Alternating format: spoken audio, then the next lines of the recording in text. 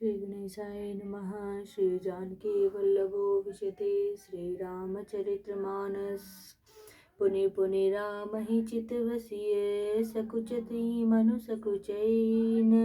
रामा सकुचति मनु सकुचैन। हरत मनोहर मीन छवि प्रेम पियासे नैन सियावर राम जय जय राम। मेरे प्रभु राम जय जय राम। मास पारायण 11वां विश्राम से आगे की कथा। सीता जी बार बार राम जी को देखती है और सकुचा जाती है, पर उनका मन नहीं सकुचता। प्रेम के प्यासे उनके नेत्र सुंदर मछलियों की छवि को हर रहे हैं। श्री रामचंद्र जी का सांवला शरीर स्वभाव से ही सुंदर है। उसकी शोभा करोड़ों कामदेवों को लज्जाने वाली है। महावर से युक्त चरण कमल बड़े सुहावने लगते हैं, जिन पर मुनियों के मन रूपी भौरे सदा छाए रहते हैं। पवित्र और मनोहर पीली धोती प्रातः काल के सूर्य और बिजली की ज्योति को हरे लेती है। कमर में सुंदर किंकिणी और कटी सूत्र है। विशाल भुजाओं में सुंदर आभूषण सुशोभित है। पीला जनेऊ महान शोभा दे रहा है। हाथ की अंगूठी चित्त को चुरा लेती है। ब्याह के सब साज सजे हुए वे शोभा पा रहे हैं। चौड़ी छाती पर हृदय पर पहनने के लिए सुंदर आभूषण सुशोभित है। पीला दुपट्टा कांका सोती जनेऊ की तरह शोभित है, जिसके दोनों छोरों पर मणि और मोती लगे हैं। कमल के समान सुंदर नेत्र है। कानों में सुंदर कुंडल है और मुख तो सारी सुंदरता का खजाना ही है। सुंदर बोहे और मनोहर नासिका है। ललाट पर तिलक तो सुंदरता का घर ही है, जिसमें मंगलमय मोती और मणि गुथे हुए हैं। ऐसा मनोहर मोर माथे पर सो रहा है।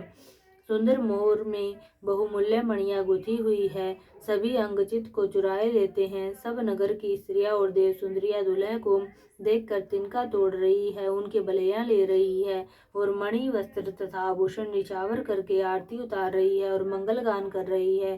देवता फूल बरसा रहे हैं और सूत मागध तथा भाट सुयस सुना रहे हैं।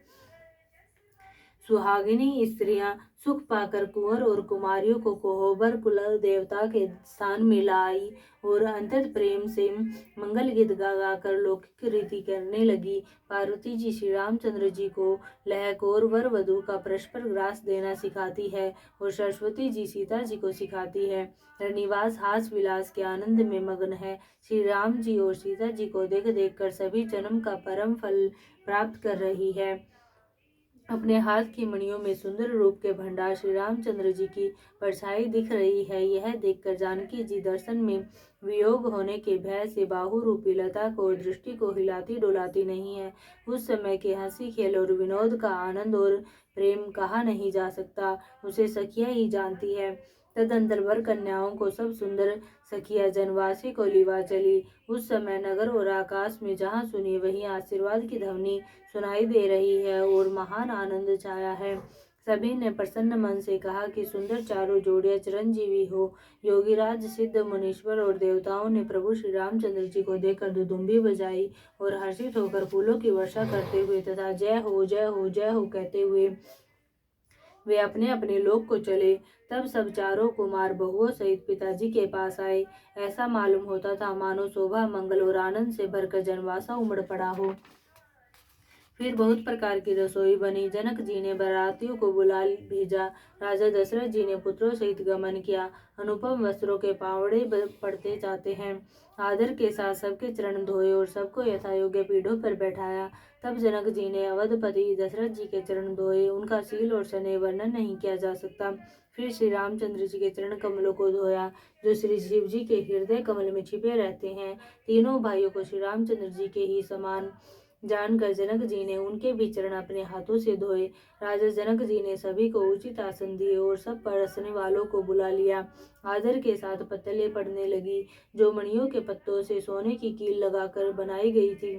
चतुर और विनीत रसोइये सुंदर स्वादिष्ट और पवित्र दाल भात और गाय का सुगंधित घी क्षण भर में सबके सामने परस गए। सब लोग पंचकोर करके अर्थात प्राणाय स्वाहा, अपानाय स्वाहा, व्यानाय स्वाहा, उदानाय स्वाहा और समानाय स्वाहा इन मंत्रों का उच्चारण करते हुए पहले 5 ग्रास लेकर भोजन करने लगे। गाली का गाना सुनकर वे अंतत प्रेम मगन हो गए। अनेकों तरह के अमृत के समान स्वादिष्ट पकवान परसे गए, जिनका बखान नहीं हो सकता। चतुर रसोइये नाना प्रकार के व्यंजन परसने लगे। उनका नाम कौन जानता है। 4 प्रकार के चर्व्य चोष्य लेह पेय अर्थात चबाकर, चूसकर, चाटकर और पीकर खाने योग्य भोजन की विधि कही गई है। उनमें से एक एक विधि के इतने पदार्थ बने थे जिनका वर्णन नहीं किया जा सकता। 6 रसों के बहुत तरह के सुंदर स्वादिष्ट व्यंजन हैं। एक एक रस के अनगिनत प्रकार के बने हैं। भोजन करते समय पुरुष और स्त्रियों के नाम ले लेकर स्त्रियां मधुर ध्वनि से गाली दे रही है, गाली गा रही है। समय की सुहावनी गाली शोभित हो रही है, उसे सुनकर समाज सहित राजा दशरथ जी हंस रहे हैं। इस रीति से सभी ने भोजन किया और तब सबको आदर सहित आचमन हाथ मुंह धोने के लिए जल दिया गया। फिर पान देकर जनक जी ने समाज सहित दशरथ जी का पूजन किया। सब राजाओं के सिरमौर चक्रवर्ती श्री दशरथ जी प्रसन्न होकर जनवासी को चले। जनकपुर में नित्य नए मंगल हो रहे हैं। दिन और रात पल के समान बीत जाते हैं। बड़े सवेरे राजाओं के मुकुटमणि दशरथ जी जागे। याचक उनके गुण समूह का गान करने लगे। चारों कुमारों को सुंदर वधुओं सहित देखकर उनके मन में जितना आनंद है वह किस प्रकार कहा जा सकता है। वे प्रातः क्रिया करके गुरु वशिष्ठ जी के पास गए। उनके मन में महान आनंद और प्रेम भरा है। राजा प्रणाम और पूजन करके फिर हाथ जोड़कर मानो अमृत में डुबोई हुई वाणी बोले, हे मुनिराज सुनिए, आपकी कृपा से आज मैं पूर्ण काम हो गया। हे स्वामिन, अब सब ब्राह्मणों को बुलाकर उनको सब तरह गहनों कपड़ों से सजी हुई गाय दीजिए। यह सुनकर गुरुजी ने राजा की बड़ाई करके फिर मुनिगणों को बुलवा भेजा। तब वामदेव, देव ऋषि, नारद, वाल्मीकि, जाबालिन और विश्वामित्र आदि तपस्वी श्रेष्ठ मुनियों के समूह आए। राजा ने सबको दंडवत प्रणाम किया और प्रेम सहित पूजन करके उन्हें उत्तम आसन दिए। 4 लाख उत्तम गाय मंगवाई जो कामधेनु के समान अच्छे स्वभाव वाली और सुहावनी थी। उन सबको सब प्रकार से गहनों कपड़ों से सजाकर राजा ने प्रसन्न होकर भूदेव ब्राह्मणों को दिया। राजा बहुत तरह से विनती कर रहे हैं कि जगत में मैंने आज ही जीने का लाभ पाया है। ब्राह्मणों से आशीर्वाद पाकर राजा आनंदित हुए। फिर याचकों के समूहों को बुलवा लिया और सबको उनकी रुचि पूछकर सोना, वस्त्र, मणि, घोड़ा, हाथी और रथ जिसने जो चाहा सो सूर्य कुल को आनंदित करने वाले दशरथ जी ने दिया। वे सब गुणानुवाद गाते और सूर्य कुल के स्वामी की जय हो, जय हो, जय हो कहते हुए चले। इस प्रकार श्री रामचंद्र जी के विवाह का उत्सव हुआ। जिन्हें सहस्त्र मुख है वे शेष जी भी उनका वर्णन नहीं कर सकते। बार बार विश्वामित्र जी के चरणों में सिर नवाकर राजा कहते हैं, हे मुनिराज, यह सब सुख आपकी ही कृपा कटाक्ष का प्रसाद है। राजा दशरथ जी जनक के स्नेहशील, करनी और ऐश्वर्य की सब प्रकार से सराहना करते हैं। प्रतिदिन सवेरे उठकर अयोध्या नरेश विदा मांगते हैं, पर जनक जी उन्हें प्रेम से रख लेते हैं। आदर नित्य नया बढ़ता जाता है। प्रतिदिन हजारों प्रकार से मेहमानी होती है। नगर में नित्य नया आनंद और उत्साह रहता है। दशरथ जी का जाना किसी को नहीं सुहाता। इस प्रकार बहुत दिन बीत गए, मानो बाराती स्नेह की रस्सी से बंध गए हैं। तब विश्वामित्र जी और शतानंद जी ने जाकर राजा जनक को समझा कर कहा, यद्यपि आप स्नेह व उन्हें नहीं छोड़ सकते, तो भी अब दशरथ जी को आज्ञा दीजिए। हे नाथ, बहुत अच्छा कहकर जनक जी ने मंत्रियों को बुलवाया। वे आए और जय जीव कहकर उन्होंने मस्तक नवाया। जनक जी ने कहा, अयोध्या नाथ चलना चाहते हैं, भीतर निवास में खबर कर दो। यह सुनकर मंत्री, ब्राह्मण, सभासद और राजा जनक भी प्रेम के वश हो गए। जनकपुर वासियों ने सुना कि बारात जाएगी, तब वे व्याकुल होकर एक दूसरे से बात पूछने लगे। जाना सत्य है, यह सुनकर सब ऐसे उदास हो गए मानो संध्या के समय कमल सकुचा गए हो। आते समय जहाँ जहाँ बाराती ठहरे थे वहाँ वहाँ बहुत प्रकार का सीधा रसोई का सामान भेजा गया। अनेकों प्रकार के मेवे, पकवान और भोजन की सामग्री जो बखानी नहीं जा सकती। अनगिनत बैलों और कहारों पर भर कर लाद लाद कर भेजी गई। साथ ही जनक जी ने अनेकों सुंदर सैयाएं पलंग भेजी।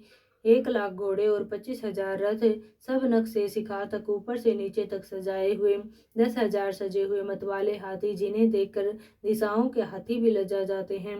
गाड़ियों में भर कर सोना और वस्त्र और रत्न जवाहरात और भैंस गायें तथा और भी नाना प्रकार की चीजें दी। इस प्रकार जनक जी ने फिर से अपरिमित दहेज दिया, जो कहा नहीं जा सकता और जिसे देखकर लोकपालों के लोगों की संपदा भी थोड़ी जान पड़ती थी। इस प्रकार सब सामान सजाकर राजा जनक ने अयोध्यापुरी को भेज दिया। बारात चलेगी यह सुनते ही सब रानियां ऐसी विकल हो गई मानो थोड़े जल में मछलियां झटपटा रही हो। वे बार बार सीता जी को गोद कर लेती है और आशीर्वाद देकर शिखावन देती है, तुम सदा अपने पति की प्यारी हो, तुम्हारा सुहाग अचल हो, हमारी यही आशीष है। सास ससुर और गुरु की सेवा करना, पति का रुख देखकर उनकी आज्ञा का पालन करना, सयानी सख्यांत स्नेह के बस कोमल वाणी से स्त्रियों के धर्म सिखलाती है। आदर के साथ सब पुत्रियों को स्त्रियों के धर्म समझाकर रानियों ने बार बार उन्हें हृदय से लगाया। माताएं फिर बैठती और कहती है कि ब्रह्मा ने स्त्री जाति को क्यों रचा। उसी समय सूर्यवंश के पताका स्वरूप श्री रामचंद्र जी भाइयों सहित प्रसन्न होकर विदा कराने के लिए जनक जी के महल को चले। स्वभाव से ही सुंदर चारों भाइयों को देखने के लिए नगर के स्त्री पुरुष दौड़े। कोई कहता है आज ये जाना चाहते हैं। विदेह ने विदाई का सब सामान तैयार कर लिया है। राजा के चारों पुत्र इन प्यारे मेहमानों के मनोहर रूप को नेत्र भरकर देख रहे। लो हे सयानी, कौन जाने किस पुण्य से विधाता ने इन्हें यहाँ लाकर हमारे नेत्रों का अतिथि किया है। मरने वाला जिस तरह अमृत पा जाए, जन्म का भूखा कल्प वृक्ष पा जाए और नरक में रहने वाला या नरक के योग्य जीव जैसे भगवान के परम पद को प्राप्त हो जाए, हमारे लिए इनके दर्शन वैसे ही हैं। श्री रामचंद्र जी की शोभा को देख निरख कर हृदय में धर लो, अपने मन को सांप और इनकी मूर्ति को मणि बना लो। इस प्रकार सबको नेत्रों का फल देते हुए सब राजकुमार राजमहल में गए। रूप के समुद्र सब भाइयों को देखकर सारा रनिवास हर्षित हो उठा। सासुएं मान प्रसन्न मन से निशावर और आरती करती है। श्री रामचंद्र जी की छवि देखकर वे प्रेम में अंतत मगन हो गई और प्रेम के विशेष वश होकर बार बार चरणों लगी। हृदय में प्रीति छा गई, इससे लज्जा नहीं रह गई। उनके स्वाभाविक स्नेह का वर्णन किस तरह किया जा सकता है। उन्होंने भाइयों सहित श्री राम जी को उपटन करके स्नान कराया और बड़े प्रेम से शतरस भोजन कराया। सुअवसर जानकर श्री रामचंद्र जी शील स्नेह और संकोच भरी वाणी बोले, महाराज अयोध्यापुरी को चलना चाहते हैं, उन्होंने हमें विदा होने के लिए यहाँ भेजा है। हे माता, प्रसन्न मन से आज्ञा दीजिए और हमें अपने बालक जानकर सदा स्नेह बनाए रखिएगा। इन वचनों को सुनते ही रनिवास उदास हो गया। सासुएं प्रेमवश बोल नहीं सकती। उन्होंने सब कुमारियों को हृदय से लगा लिया और उनके पतियों को सौंप कर बहुत विनती की। विनती करके उन्होंने सीता जी को श्री रामचंद्र जी को समर्पित किया और हाथ जोड़कर बार बार कहा, हे तात, हे सुजान, मैं बलि जाती हूँ। तुमको सबकी गति हाल मालूम है। परिवार को, प्रवासियों को, मुझको, राजा को सीता प्राणों के समान प्रिय है, ऐसा जानिएगा। हे तुलसी के स्वामी, इसके सील और स्नेह को देखकर इसे अपनी दासी करके मानिएगा। तुम पूर्ण काम हो, सुजान शिरोमणि हो और भाव प्रिय हो, तुम्हें प्रेम प्यारा है। हे राम, तुम भक्तों के गुणों को ग्रहण करने वाले, दोषों को नाश करने वाले और दया के धाम हो। ऐसा कहकर रानी चरणों को पकड़कर चुप रह गई, मानो उनकी वाणी प्रेम रूपी दलदल में समा गई हो। स्नेह से सनी हुई श्रेष्ठ वाणी सुनकर श्री रामचंद्र जी ने सास का बहुत प्रकार से सम्मान किया। तब श्री रामचंद्र जी ने हाथ जोड़कर विदा मांगते हुए बार बार प्रणाम किया। आशीर्वाद पाकर और फिर सिर नवाकर भाइयों सहित श्री रघुनाथ जी चले। श्री राम जी की सुंदर मधुर मूर्ति को हृदय में लाकर सब रानियां स्नेह से स्थिर हो गई। फिर धीरज धारण करके कुमारियों को बुलाकर माताएं बारंबार उन्हें गले लगा लगा कर भेंटने लगी। पुत्रियों को पहुंचाती है, फिर लौट कर मिलती है। परस्पर में कुछ थोड़ी प्रीति नहीं बढ़ी, अर्थात बहुत प्रीति बढ़ी। बार बार मिलती हुई माताओं को सखियों ने अलग कर दिया, जैसे हाल की ब्याही हुई गाय को कोई उसके बालक बछड़े या बछिया से अलग कर दे। सब स्त्री पुरुष और सखियों सहित सारा रनिवास प्रेम के विशेष वश हो रहा है। ऐसा लगता है मानो जनकपुर में करुणा और विरह ने डेरा डाल दिया है। जानकी जी ने जिन तोता और मैनों को पाल पोस कर बड़ा किया था और सोने के पिंजड़ों में रख कर पढ़ाया था, वे व्याकुल होकर कह रहे हैं, वे देही कहाँ है। उनके ऐसे वचनों को सुनकर धीरज किसको नहीं त्याग देगा, अर्थात सबका धैर्य जाता रहा।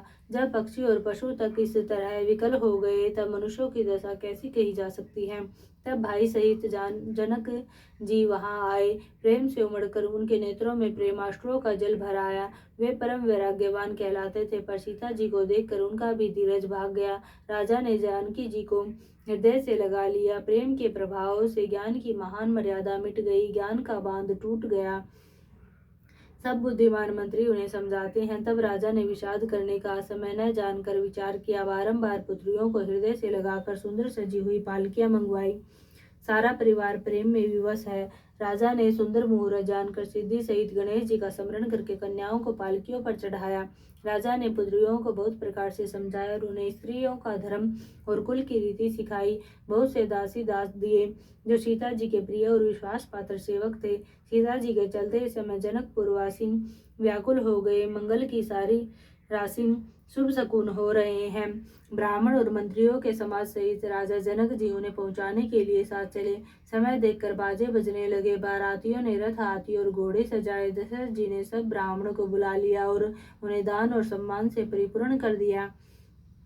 उनके चरण कमलों की धूलि सिर पर धरकर और आशीष पाकर राजा आनंदित हुए और गणेश जी का स्मरण करके उन्होंने प्रस्थान किया। मंगलों के मूल अनेकों सुकून हुए। देवता हर्षित होकर फूल बरसा रहे हैं और अप्सराएं गान कर रही है। अवधपति दशरथ जी नगाड़े बजाकर आनंद पूर्वक अयोध्यापुरी को चले। राजा दशरथ जी ने विनती करके प्रतिष्ठित जनों को लौटाया और आदर के साथ सब मंगनों को बुलवाया। उनको गहने, कपड़े, घोड़े, हाथी दिए और प्रेम से पुष्ट करके सबको संपन्न अर्थार्थ बल युक्त कर दिया। वे सब बारंबार विरुदावली कुलकीर्ति बखान कर और श्री रामचंद्र जी को हृदय में रखकर लौटे। कौशलाधीश दशरथ जी बार बार लौटने को कहते हैं, परंतु जनक जी प्रेमवश लौटना नहीं चाहते। दशरथ जी ने फिर सुहावने वचन कहे, हे राजन, बहुत दूर आ गए, अब लौटिए।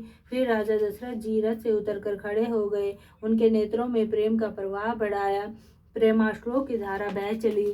तब जनक जी हाथ जोड़कर मानो स्नेह रूपी अमृत में डुबोकर वचन बोले, मैं किस तरह बनाकर किन शब्दों में विनती करूं। हे महाराज, आपने मुझे बड़ी बढ़ाई दी है। अयोध्यानाथ दशरथ जी ने अपने स्वजन समधि का सब प्रकार से सम्मान किया। उनके आपस के मिलने में अंतत विनय थी और इतनी प्रीति थी जो हृदय में समाती न थी। जनक जी ने मुनि मंडली को सिर नवाया और सभी से आशीर्वाद पाया। फिर आदर के साथ वे रूपशील और गुणों के निदान सब भाइयों से अपने दामादों से मिले और सुंदर कमल के समान हाथों को जोड़कर ऐसे वचन बोले जो मानो प्रेम से ही जन्मे हो। हे राम जी, मैं किस प्रकार आपकी प्रशंसा करूं। आप मुनियों और महादेव जी के मन रूपी मानसरोवर के हंस है। योगी लोग जिनके लिए क्रोध, मोह, ममता और मद को त्याग कर योग साधन करते हैं, जो सर्वव्यापक ब्रह्म, अव्यक्त, अविनाशी, चिदानंद, निर्गुण और गुणों की राशि है, जिनको मन सहित वाणी नहीं जानती और सब जिनका अनुमान ही करते हैं, कोई तर्कना नहीं कर सकते, जिनकी महिमा को वेद नीति कह कर वर्णन करती है और जो सच्चिदानंद तीनों कालों में एक रस सर्वदा और सर्वथा निर्विकार कहते रहते हैं, वे ही समस्त सुखों के मूल आप मेरे नेत्रों के विषय हुए। ईश्वर के अनुकूल होने पर जगत में जीव को सब लाभ ही लाभ है। आपने मुझे सभी प्रकार से बढ़ाई दी और अपना जन जानकर अपना लिया। यदि 10,000 सरस्वती और शेष और करोड़ों कल्पों तक गणना करते रहे तो भी हे रघुनाथ जी, सुनिए, मेरे सौभाग्य और आपके गुणों की कथा कहकर समाप्त नहीं की जा सकती। मैं जो कुछ कह रहा हूँ वह अपने इस एक ही बल पर कि आप अंतत थोड़े प्रेम से प्रसन्न हो जाते हैं। मैं बार बार हाथ जोड़कर यह मांगता हूँ कि मेरा मन भूल कर भी आपके चरणों को न छोड़े। जनक जी के श्रेष्ठ वचनों को सुनकर जो मानो प्रेम से पुष्ट किए हुए थे, पूर्ण काम श्री रामचंद्र जी संतुष्ट हुए। उन्होंने सुंदर विनती करके पिता दशरथ जी, गुरु विश्वामित्र जी और कुल गुरु वशिष्ठ जी के समान जानकर ससुर जनक जी का सम्मान किया। फिर जनक जी ने भरत जी से विनती की और प्रेम के साथ मिलकर फिर उन्हें आशीर्वाद दिया। फिर राजा ने लक्ष्मण जी और शत्रुघ्न जी से मिलकर उन्हें आशीर्वाद दिया। वे परस्पर प्रेम के वश होकर बार बार आपस में सिर नवाने लगे। जनक जी की बार बार विनती और बड़ाई करके श्री रघुनाथ जी सब भाइयों के साथ चले। जनक जी ने जाकर विश्वामित्र जी के चरण पकड़ लिए और उनके चरणों की रज को सिर पर और नेत्रों में लगाया उन्होंने कहा, हे मुनीश्वर सुनिए, आपके सुंदर दर्शन से कुछ भी दुर्लभ नहीं है। मेरे मन में ऐसा विश्वास है, जो सुख और सुयश लोकपाल चाहते हैं, परंतु असंभव समझकर जिसका मनोरथ करते हुए सकुचाते हैं। हे स्वामी, वही सुख और सुयश मुझे सुलभ हो गया।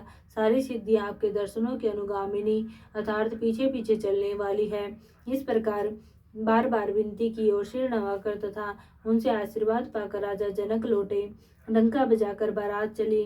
छोटे बड़े सभी समुदाय प्रसन्न हैं। रास्ते के गांवों के स्त्री पुरुष श्री रामचंद्र जी को देखकर नेत्रों का फल पाकर सुखी होते हैं।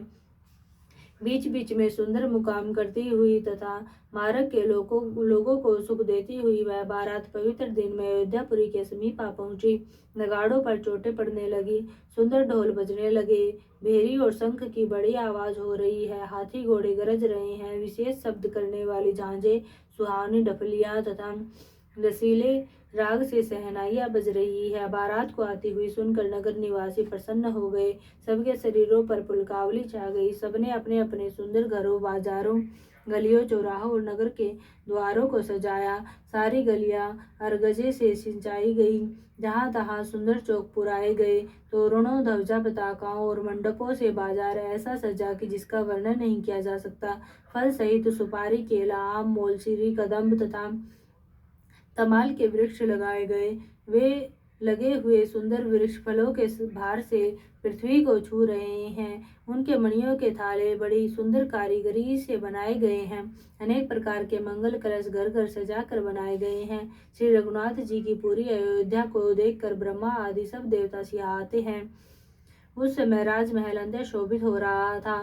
उसकी रचना देखकर कामदेव का भी मन मोहित हो जाता था। मंगल, शकुन, मनोहरता, रिद्धि सिद्धि, सुख, सुहावनी संपत्ति और सब प्रकार के उत्साह, आनंद मानो सहज सुंदर शरीर धर धर कर दशरथ जी के घर में छा गए हैं। श्री रामचंद्र जी और सीता जी के दर्शनों के लिए भला कहिए किसे लालसा न होगी।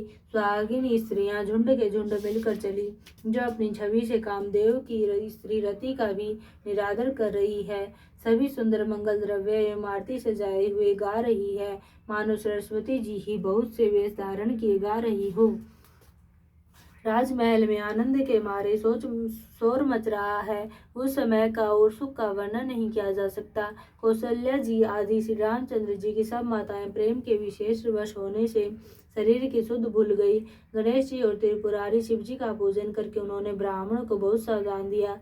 वे ऐसी परम प्रसन्न हुई मानो अंतर दरिद्री चारों पदार्थ पा गया हो।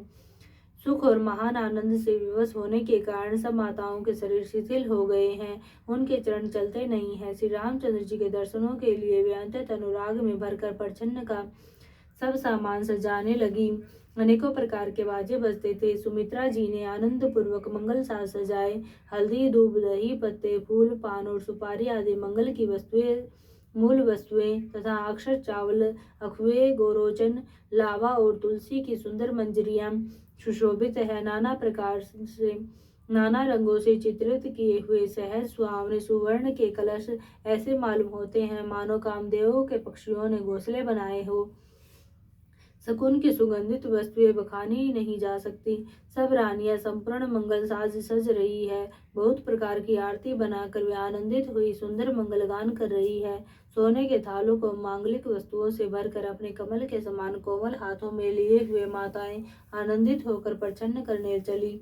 उनके शरीर पुलकावली से छा गए हैं। धूप के धुएं से आकाश ऐसा काला हो गया है मानो सावन के बादल घुमड़ घुमड़ कर छा गए हो। देवता कल्प वृक्ष के फूलों की मालाएं बरसा रहे हैं। वे ऐसी लगती है मानो बगुलों की भांति मन को अपनी ओर खींच रही हो। सुंदर मणियों से बने बंदरवार ऐसे मालूम होते हैं मानो इंद्रधनुष सजाए हो। अटारियों पर सुंदर और चपल स्त्रियां प्रकट होती है और छुप जाती है, आती जाती है। वे ऐसी जान पड़ती है मानो बिजलियां चमक रही हो। नगाड़ों की ध्वनि मानो बादलों की घोर गर्जना है। याचक गण, पपीहे, मेंढक और मोर है। देवता पवित्र सुगंध रूपी जल बरसा रहे हैं, जिससे खेती की समान नगर के सब स्त्री पुरुष सुखी हो रहे हैं। प्रवेश का समय जानकर गुरु वशिष्ठ जी ने आज्ञा दी। तब रघुकुल मणि महाराज दशरथ जी ने शिव जी, पार्वती जी और गणेश जी का स्मरण करके समाज सहित आनंदित होकर नगर में प्रवेश किया। शगुन हो रहे हैं। देवता दुदुम्बी बजा बजा कर फूल बरसा रहे हैं। देवताओं की स्त्री आनंदित होकर सुंदर मंगल गीत गाकर नाच रही है। मागध सूत भाट भाट और चतुर नट तीनों लोगों के उजागर सबको प्रकाश देने वाले परम प्रकाश स्वरूप श्री रामचंद्र जी का यश गा रहे हैं। जय ध्वनि तथा वेद की निर्मल श्रेष्ठ वाणी सुंदर मंगल से सनी हुई दसों दिशाओं में सुनाई पड़ रही है। बहुत से बाजे बजने लगे। आकाश में देवता और नगर में लोग सब प्रेम में मगन हैं। बाराती ऐसे बने ठने हैं कि उनका वर्णन नहीं हो सकता। परम आनंदित सुख उनके मन में समाता नहीं है। तब अयोध्या वासियों ने राजा को जोहार वंदना की। श्री रामचंद्र जी को देखते ही वे सुखी हो गए। सब मणियां और वस्त्र निछावर कर रहे हैं। नेत्रों में प्रेमाश्रुओं का जल भरा है और शरीर पुलकित है। नगर की स्त्री आनंदित होकर आरती कर रही है और सुंदर चारों कुमारों को देखकर हर्षित हो रही है। पालकियों के सुंदर पर्दे हटा हटा कर वे दुल्हनियों को देखकर सुखी होती है। इस प्रकार सबको सुख देते हुए राजद्वार पर आए माताएं आनंदित होकर बहुओं सहित कुमारों का प्रदर्शन कर रही है। वे बार बार आरती कर रही है। उस प्रेम और महान आनंद को कौन कह सकता है। अनेकों प्रकार के आभूषण रत्न और वस्त्र तथा अगणित प्रकार की अन्य वस्तुएं निछावर कर रही है। बहुओं सहित चारों पुत्रों को देखकर माताएं परमानंद में मगन हो गई। सीता जी और श्री राम जी की छवि को बार बार देखकर वे जगत में अपने जीवन को सफल मानकर आनंदित हो रही है। सखियां सीता जी के मुख को बार बार देखकर अपने पुण्यों की सराहना करते हुए गान कर रही है। देवता क्षण क्षण में फूल बरसाते, नाचते गाते तथा अपनी अपनी सेवा समर्पण करते हैं। चारों मनोहर जोड़ियों को देखकर सरस्वती ने सारी उपमाओं को खोज डाला, पर कोई उपमा देते नहीं बनी, क्योंकि उन्हें सभी बिल्कुल तुच्छ जान पड़ी। तब हार कर वे भी श्री राम जी के रूप में अनुरक्त होकर एकटक देखती रह गई। वेद की विधि और कुल की रीति करके अर्घ पावड़े देती हुई बहुओं समेत सब पुत्रों को प्रसन्न करके माताएं महल में लिवा चली। स्वाभाविक ही सुंदर 4 सिंहासन थे, जो मानो कामदेव ने ही अपने हाथ से बनाए थे। उन पर माताओं ने राजकुमारियों और राजकुमारों को बैठाया और आदर के साथ उनके पवित्र चरण धोए। फिर वेद की विधि के अनुसार मंगलों के निदान दूल्हा और दुल्हन को की धूप दीप और नैवेद्य आदि के द्वारा पूजा की। माताएं बारंबार आरती कर रही है और वर वधुओं के सिरों पर सुंदर पंखे तथा चवर ढल रहे हैं। अनेकों वस्तुएं निछावर हो रही है। सभी माताएं आनंद से भरी हुई ऐसी सुशोभित हो रही है, मानो योगी ने परम तत्व को प्राप्त कर लिया। सदा के रोगी ने मानो अमृत पा लिया। जन्म का दरिद्री मानो पारस पा गया। अंधे को सुंदर नेत्रों का लाभ हुआ। गूंगे के मुख में मानो सरस्वती आ विराजी और सूरवीर ने मानो युद्ध में विजय पा ली। इन सुखों से भी 100 करोड़ गुना बढ़कर आनंद माताएं पा रही है, क्योंकि रघुकुल के एक चंद्रमा श्री राम जी विवाह करके भाइयों सहित घर आए हैं। माताएं लोक रीति करती है और दुल्हा दुल्हने सकुचाते हैं। इस महान आनंद और विनोद को देखकर श्री रामचंद्र जी मन ही मन मुस्कुरा रहे हैं। मन की सभी वासनाएं पूरी हुई जानकर देवता और पितरों का भली भांति पूजन किया। सबकी वंदना करके माताएं यही वरदान मांगती है कि भाइयों सहित श्री राम जी का कल्याण हो। देवता छिपे हुए अंतरिक्ष से आशीर्वाद दे रहे हैं और माताएं आनंदित हो आंचल भरकर ले रही है। तदंतर राजा ने बारातियों को बुलवा लिया और उन्हें सवारियां, वस्त्र, मणि, रत्न और आभूषण आदि दिए। आज्ञा पाकर श्री राम को हृदय में रखकर वे सब आनंदित होकर अपने अपने घर गए। नगर के समस्त स्त्री पुरुषों को राजा ने कपड़े और गहने पहनाए। घर घर बधावे बजने लगे। याचक लोग जो जो मांगते थे विशेष प्रसन्न होकर राजा उन्हें वही वही देते थे। संपूर्ण सेवकों और बाजे बजाने वालों को राजा ने नाना प्रकार के दान और सम्मान से संतुष्ट किया। सब जो हार वंदन करके आशीष देते हैं और गुण समूहों की कथा गाते हैं। तब गुरु और ब्राह्मणों सहित राजा दशरथ जी ने महल में गमन किया। वशिष्ठ जी ने जो आज्ञा दी उसे लोक और वेद की विधि के अनुसार राजा ने आदर पूर्वक किया। ब्राह्मणों की भीड़ देखकर अपना बड़ा भाग्य जानकर सब रानियां आदर के साथ उठी। चरण धोकर उन्होंने सबको स्नान कराया और राजा ने भली भांति पूजन करके उन्हें भोजन कराया। आदर, दान और प्रेम से पुष्ट हुए वे संतुष्ट मन से आशीर्वाद देते हुए चले। राजा ने गाधी पुत्र विश्वामित्र जी की बहुत तरह से पूजा की और कहा, हे नाथ, मेरे समान दूसरा धन्य कोई नहीं है। राजा ने उनकी बहुत प्रशंसा की और रानियों सहित उनकी चरण धूलि को ग्रहण किया। उन्हें महल के भीतर ठहरने को उत्तम स्थान दिया, जिसमें राजा और सब रनिवास उनका मन जो होता रहे, अर्थात जिसमें राजा और महल की सारी रानियां स्वयं उनके इच्छा अनुसार उनके आराम की ओर दृष्टि रख सके। फिर राजा ने गुरु वशिष्ठ जी के चरण कमलों की पूजा और विनती की। उनके हृदय में कम प्रीति न थी, अर्थात बहुत प्रीति थी। बहुओं सहित सब राजकुमार और सब रानियों समेत राजा बार बार गुरु जी के चरणों की वंदना करते हैं और मुनीश्वर आशीर्वाद देते हैं। राजा ने अंतत प्रेम पूर्ण हृदय से पुत्रों को और सारी संपत्ति को सामने रखकर उन्हें स्वीकार करने के लिए विनती की, परंतु मुनिराज ने पुरोहित के नाते केवल अपना नेग मांग लिया और बहुत तरह से आशीर्वाद दिया। फिर सीता जी सहित श्री रामचंद्र जी को हृदय में रखकर गुरु वशिष्ठ जी हर्षित होकर अपने स्थान को गए। राजा ने सब ब्राह्मणों की स्त्रियों को बुलवाया और उन्हें सुंदर वस्त्र तथा आभूषण पहनाए। फिर सब सुहासिनियों को, नगर भर की सौभाग्यवती बहन, बेटी, भांजी आदि को बुलवा लिया और उनकी रुचि समझकर उसी के अनुसार उन्हें पहिरावनी दी। नेगी लोग सब अपना अपना नेग जोग लेते और राजाओं के शिरोमणि दशरथ जी इनकी इच्छा के अनुसार देते हैं। जिन मेहमानों को प्रिय और पूजनीय जाना, उनका राजा ने भली भांति सम्मान किया। देवगण श्री रघुनाथ जी का विवाह देखकर उत्सव की प्रशंसा करके फूल बरसाते हैं, नगाड़े बजाकर और परम सुख प्राप्त कर अपने अपने लोगों को चले। वे एक दूसरे से श्री राम जी का यश कहते जाते हैं। हृदय में प्रेम समाता नहीं है। सब प्रकार से सबका प्रेम पूर्वक भली भांति आदर सत्कार कर लेने पर राजा दशरथ जी के हृदय में पूर्ण उत्साह आनंद भर गया। जहाँ रनिवास था वे वहां पधारे और बहुओं समेत उन्होंने कुमारों को देखा। राजा ने आनंद सहित पुत्रों को गोद में ले लिया। उस समय राजा को जितना सुख हुआ उसे कौन कह सकता है। फिर पुत्र वधुओं को प्रेम सहित गोदी में बैठाकर बार बार हृदय में हर्षित होकर उन्होंने उनका दुलार लाड़ चाव किया। यह समारोह देखकर रनिवास प्रसन्न हो गया। सबके हृदय में आनंद ने निवास कर लिया। तब राजा ने जिस तरह विवाह हुआ था वह सब कहा। उसे सुन सुनकर सब किसी को हर्ष होता है।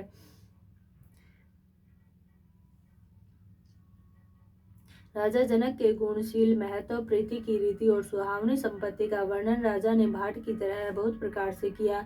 जनक जी की करनी सुनकर सब रानियां बहुत प्रसन्न हुई। पुत्रों सहित स्नान करके राजा ने ब्राह्मण, गुरु और कुटुंबियों को बुलाकर अनेक प्रकार के भोजन किए। यह सब करते करते 5 घड़ी रात बीत गई। सुंदर स्त्रियां मंगलगान कर रही है। वह रात्रि सुख की मूल और मनोहारिणी हो गई। सबने आचमन करके पान खाए और फूलों की माला, सुगंधित द्रव्य आदि से विभूषित होकर सब शोभा से छा गए।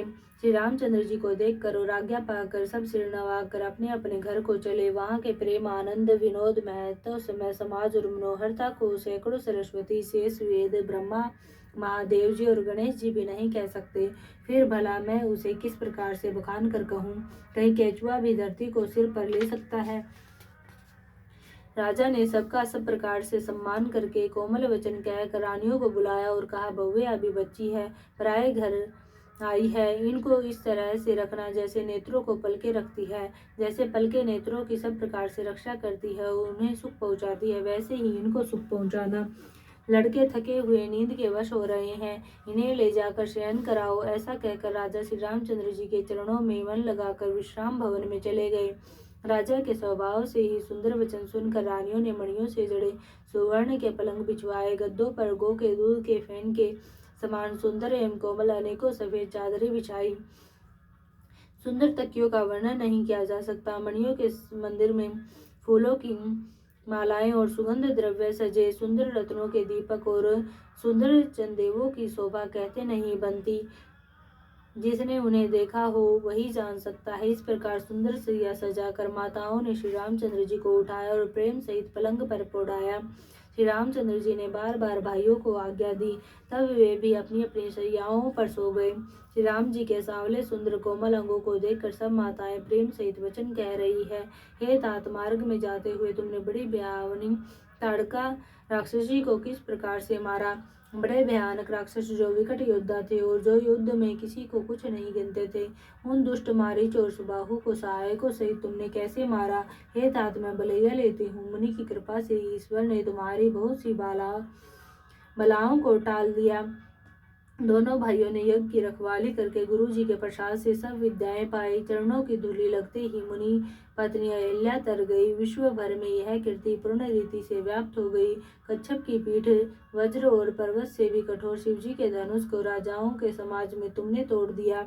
विश्व विजय के यश और जानकी को पाया और सब भाइयों को ब्याह कर घर आए। तुम्हारे सभी कर्म अमानुषी है, मनुष्य की शक्ति के बाहर है, जिन्हें केवल विश्वामित्र जी की कृपा ने सुधारा है, संपन्न किया है। हे तात, तुम्हारा चंद्र मुख देखकर आज हमारा जगत में जन्म लेना सफल हुआ। तुमको बिना देखे जो दिन बीते हैं उनको ब्रह्मा गिनती में न लावे, हमारी आयु में शामिल न करें। विनय भरे उत्तम वचन कहकर श्री रामचंद्र जी ने सब माताओं को संतुष्ट किया। फिर शिवजी गुरु और ब्राह्मणों के चरणों का स्मरण कर नेत्रों को नींद के वश किया, अर्थात वे सो रहे हैं। नींद में भी उनका अंतर सलोना मुखड़ा ऐसा सो रहा है मानो संध्या के समय का लाल कमल सो रहा हो।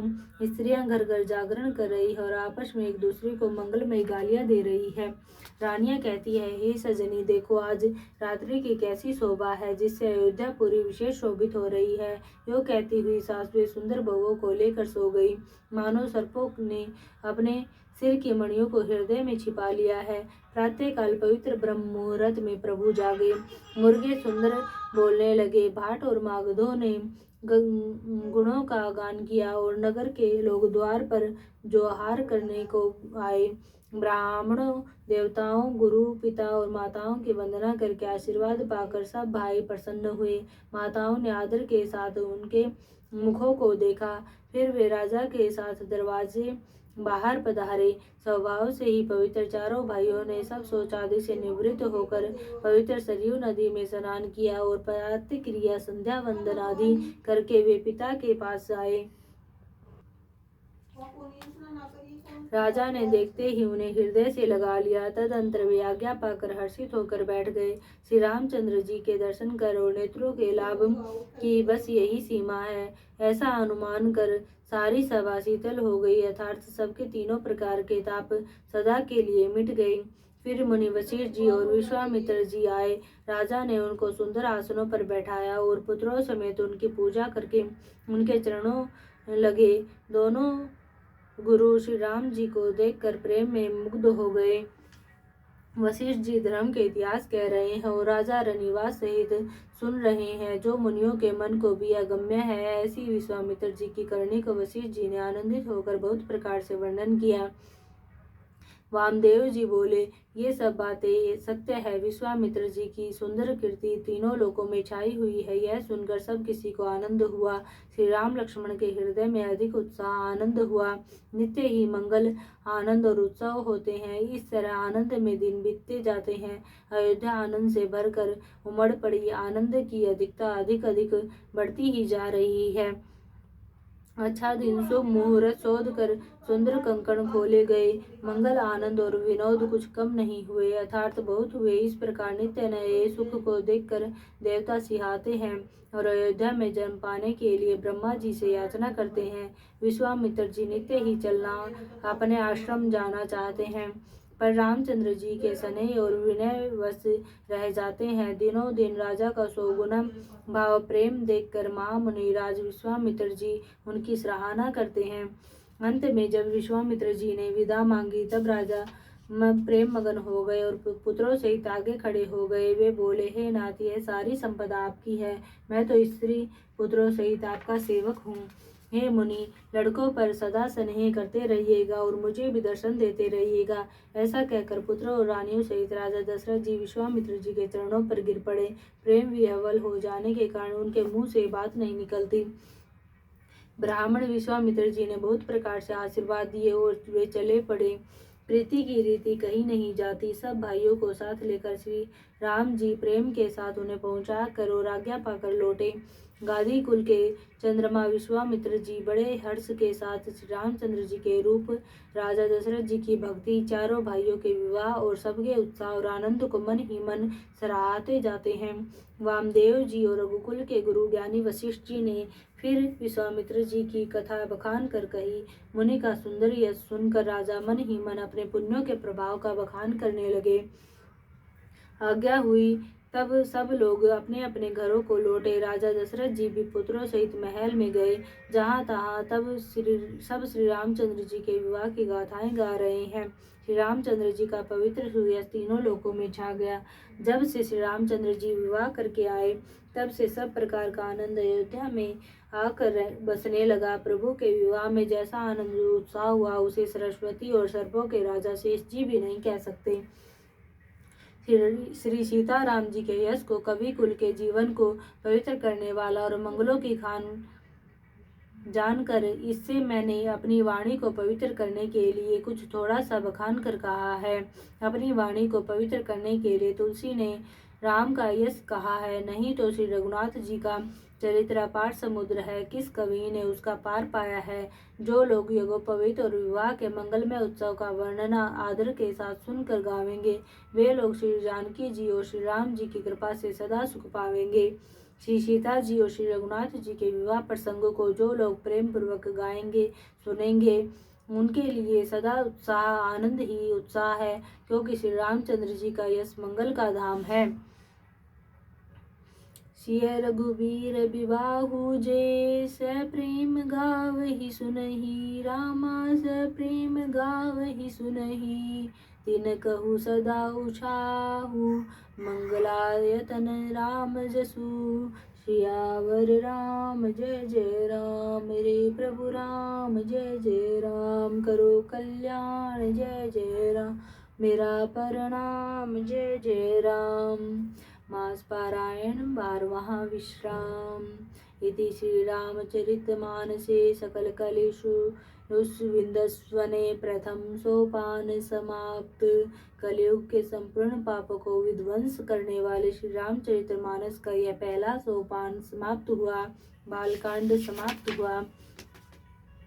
अति आनंद उमगी अनुरागा, चरण सरोज पखारन लगा। श्यावर राम जय जय राम, मेरे प्रभु राम जय जय राम, करो कल्याण जय जय, मेरा प्रणाम जय जय राम।